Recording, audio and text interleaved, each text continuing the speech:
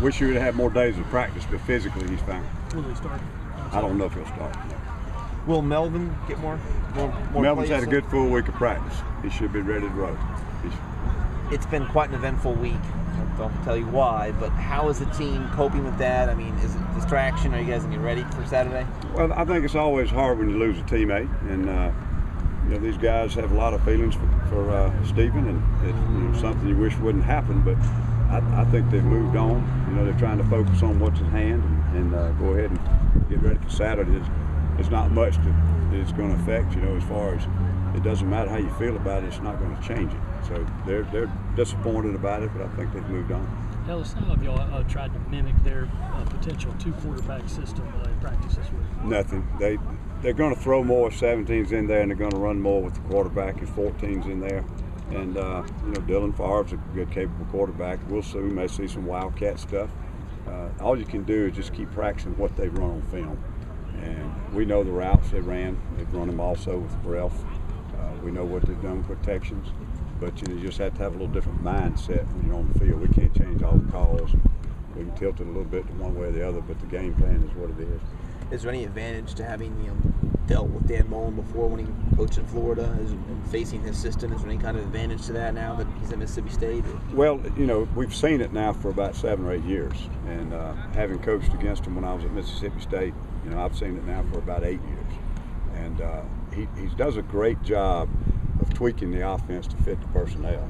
And when he first got to Florida, they had Chris Leak, and it looked a lot like Tyler Russell.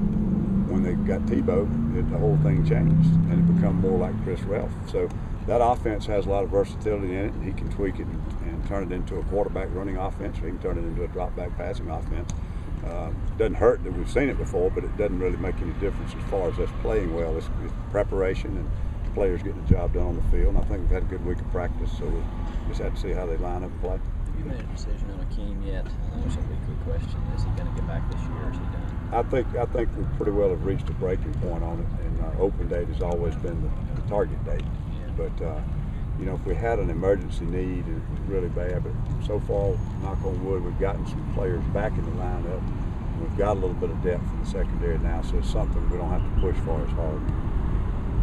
With Jared moving over to the other side, what does that do to your tackle rotation? Does that mean more snaps for Quarles or somebody else? Well, Kelsey's been playing a pretty good bit. It will mean some more snaps for Kelsey, Andor, Aldrich. They've been rotating a little bit. It may mean that we've got to push some guys a little bit more into the rotation. Jared had done a good job when he was in there. Had not been playing a huge number of snaps.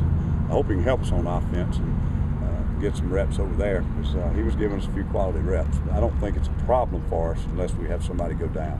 Do you want him back next year? Well, we'd love to have him. I think he's made a lot of progress over the time he's been here, physically and fundamentally. He was just getting to the point, I think, where he understood our scheme and his techniques.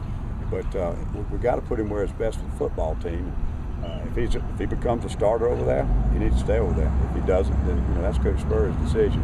But right now, it's something that we needed to do for this football team. Has Devin been a little quiet this year? Not really.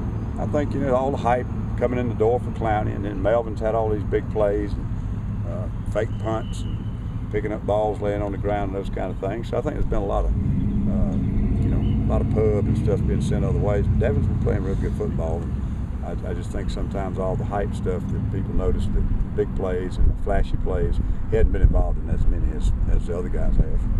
Talk about playing on the road, probably the first big road game since Georgia, and obviously this is the first road game since Georgia, but and going on the road to a place like Starkville and how you deal with that from a defensive standpoint. Well, I told Coach Spurrier the other day it's a nice place to live but a bad place to visit. It's just the opposite of San Francisco. But I hope none of you from San Francisco. But it's going to be tough because a lot of things, and we're going to play at early playing time and Central Time Zone, a little different clock. We're going to play on the road for the first time in 5 weeks. We're going to play a good football team. They play well, they play hard, they take a lot of pride in playing at home at Davis Wade.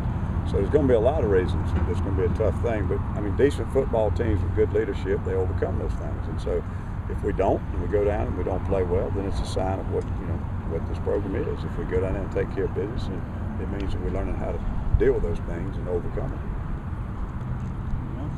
Thanks, Coach. Okay. Thanks, guys. Coach.